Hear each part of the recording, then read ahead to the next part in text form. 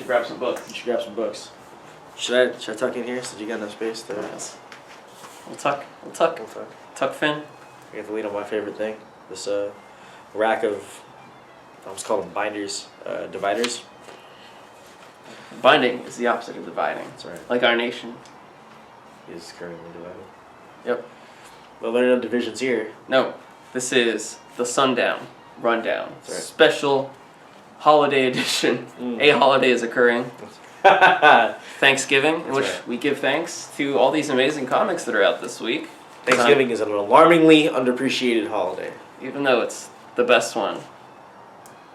It's like tied with Christmas and Halloween. Yeah, explain to me. I didn't tell Danny we were going to get into this. I'm sorry, Danny, I'm springing the strap on you now. That's okay. But I feel very strongly about how Thanksgiving does not get the proper accoutrement. Like, Halloween, right? It literally, as soon as summer stops, people are like, I gotta do costumes, I gotta get a pumpkin, I gotta make pumpkin pie, I gotta do lots of pumpkins. They do whatever, the decorations. Mm-hmm. Halloween ends, and immediately people are like, oh, Christmas. No! There's a whole month. It's a whole month. You got until Thanksgiving. Thanksgiving's over. Now you think about Christmas. Thanksgiving is the positive, like, it's the tails of the coin of fall.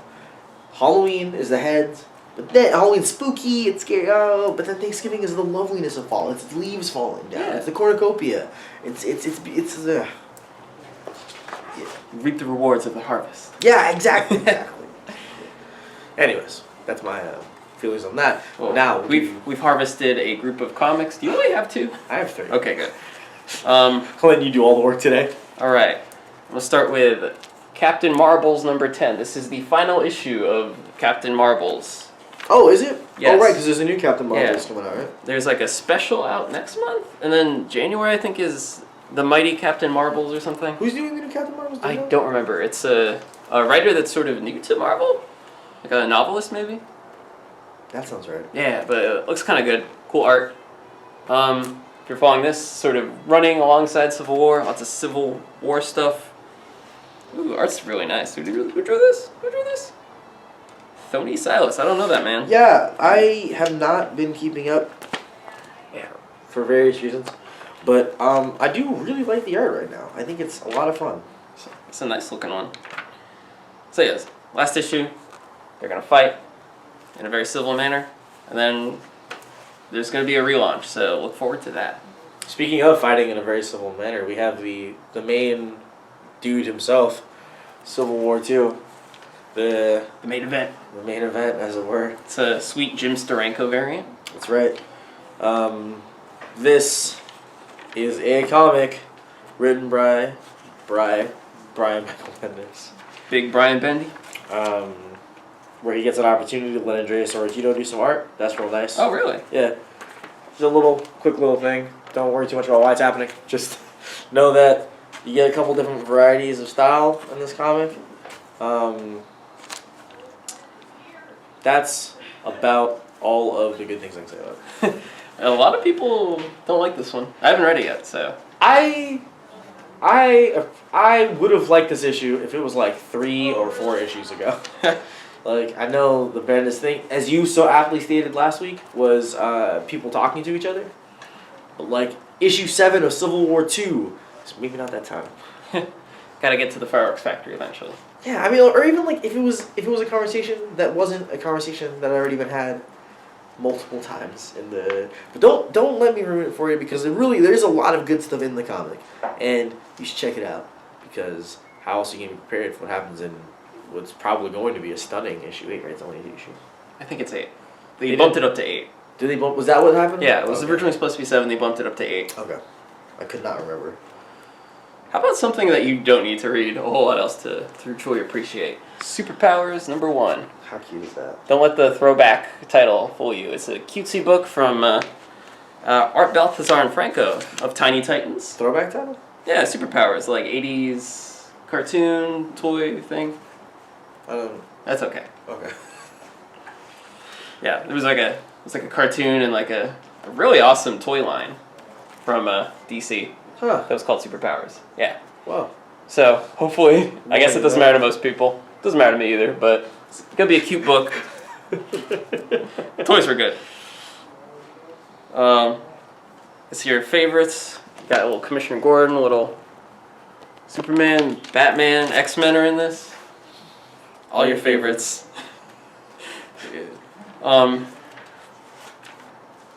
Like Felicio from Assassin's Creed. Benvolio Oh no. from Assassin's Creed Loverhood. Also, we have other things that aren't Assassin's Creed. These characters are not in Assassin's Creed or Superpowers. Not but yet. They're the best characters. They could be though. If you tell them, Rob and Danny said they're the best. Here's something that is actually the best though. We've spoken about it ad nauseum. The last one ended. It's the Ultimates 2. Squared even. You may notice the little subs. No. Superscript. Superscript. There it is. Oh wow! Why did I put it away? We're still talking about it. It's Al still Ewing? your boy Al Ewing, but now it's Travel Foreman. Yeah, I Travel think. Foreman. That's a great name, by the way. Travel Foreman. Travel Foreman. Like, but look at this first page. Look at that. Yeah. Look at that. Look at that. So the cover's kind of crappy. I feel Oh, I was so bummed. it looks so low res. The sort of painterly thing doesn't quite work. When I saw it at first, I was like, man, if it's gonna look like this, as much as I love this series, there's no way I'm gonna read it. And then I opened it up, and I got graced with that beautiful first page. The interiors are great. If you read that Jeff Lemire run of Animal Man from New 52, same artist. Oh yeah, that's right, that's right. Yeah. Thank you for reminding me. I didn't pick up volumes of that actually. I started reading it, I think, on my phone, and then never finished actually. My thing was I read it from issue 1, then I quit. I was like, I'm done. I don't need to read any more of this. And I was like, 4 issues to go, and now I want to reread the issues I have, and I'm like, oh, wait, I'm missing the last 4 issues. Oh, I shot myself in the foot like 3 years ago. You just bailed. All right.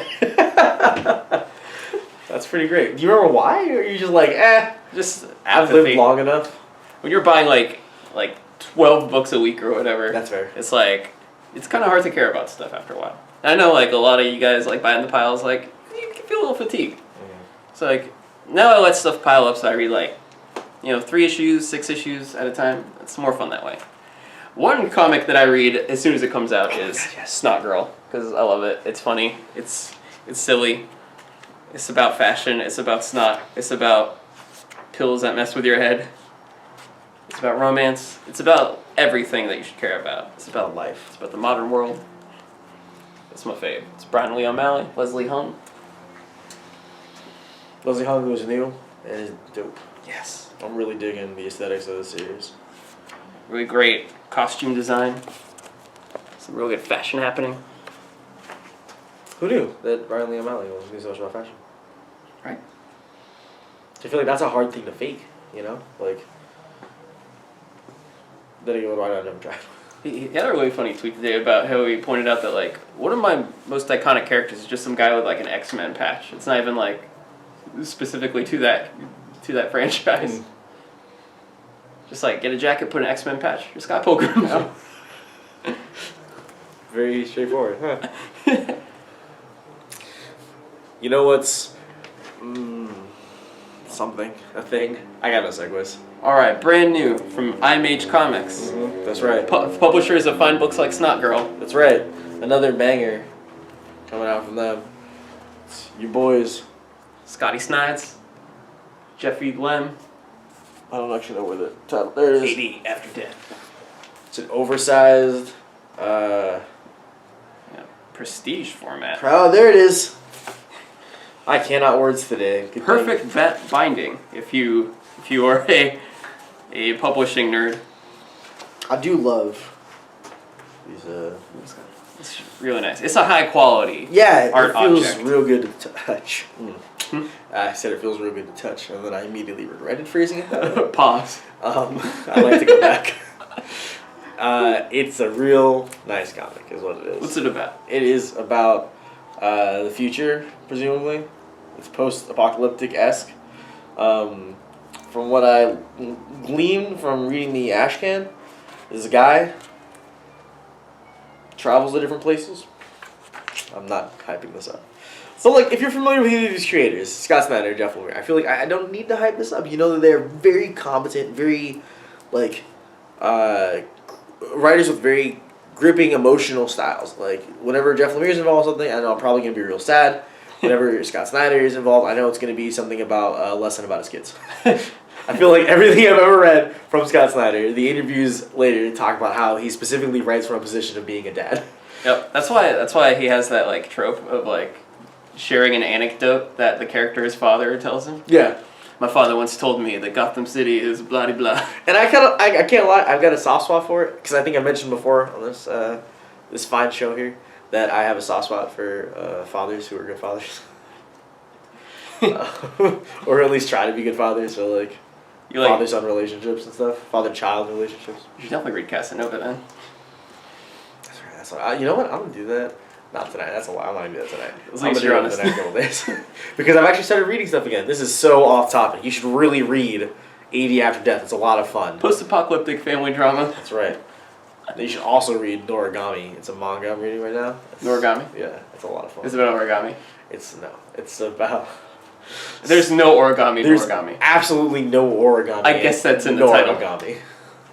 Well, that's right. I guess I can't say there's absolutely none because there's a little origami. Because the word origami is in origami. It's on top of it, Exactly. right on the cover. All right. After what happens? We go from AD After Death to X, Death of X. Mm-hmm. As you can tell by this cover, which has a giant X on it, shooting out of Cyclops' face into the Cyclops of the Inhumans, Black Bolt. I wouldn't call Black Bolt the Cyclops of the Inhumans. That's insulting. They got the That's same. insulting to Black Bolt. I love Cyclops. So do I, but I still think it's insulting. They're both like hateful. That's true. They're both kind of tremendous hateable. jerks, yeah. But this is the last issue of Death of X. Oh my God, it is right. Yes, 404. We find out what happened to Cyclops. Oh, man. What this big confrontation they've been talking about, but talking around in the X-Men books. Mm-hmm. So it happens now, and then it's going to lead into X-Men versus Avengers. You know, I have to Or admit, X-Men versus Inhumans, or someone versus something. Yeah. X versus It's seven. a very not flattering abbreviation because like A versus X, A and A. AVX. Yeah, A and X are like they're really like space filling letters. Good for design. IVX is not like if it was a Roman numeral it'd be one thing, but IVX doesn't have that punch. Like the I is just too.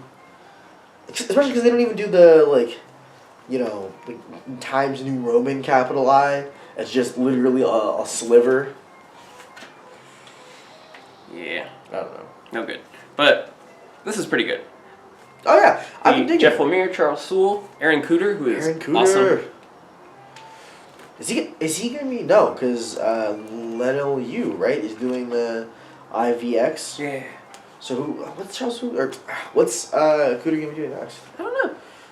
Something I want to read, I hope. Because I think he's Marvel exclusive now, right? Yeah. And that dude's mad talented. He's got the Frank Whiteley vibes. Yeah. Little Frank Whiteley, little Otomo. He's like the main reason I started reading the main Superman title, or Action Comics title at DC. I mean, also, Greg Pak was on it, but more so, it was Aaron Cooter's art. I was like, man, this is a relatable super dude. I like it. I think we're done. I think we are done. Enjoy the food. Wait. This might not go up on Thanksgiving. Or Oh, right, yeah. We'll see. Hope you have enjoyed the food, or will enjoy it, depending on what point in the future you are. And if you're seeing this on Friday, come to the Black Friday sale right here. That's right. 40% off of trades. 40% off of trades, and then Dollar Comics will be 50 cents. That's half off Dollar Comics. That's half off Dollar Comics, and almost half off trades. Do you know how unheard of that is? It's, I can't believe it. these prices are extraordinary. There it is. Yep.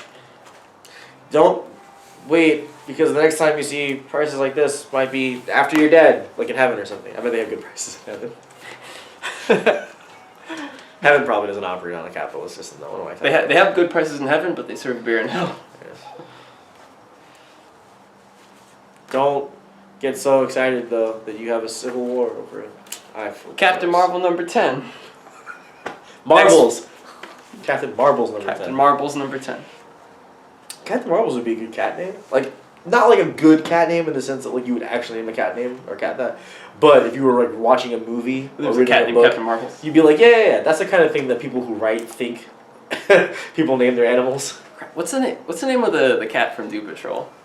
It has a really funny name, like Detergent or something. Oh yeah, Lotion. something like that. Oh man, I can't remember it.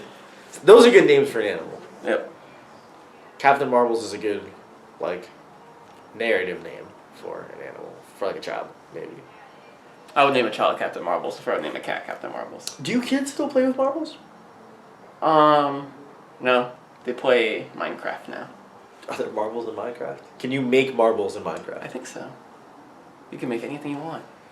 You can make a new life. I thought that was Half-Life or Second Life. Second Life. That's it. Half-Life is something. The fourth in the Half-Life franchise.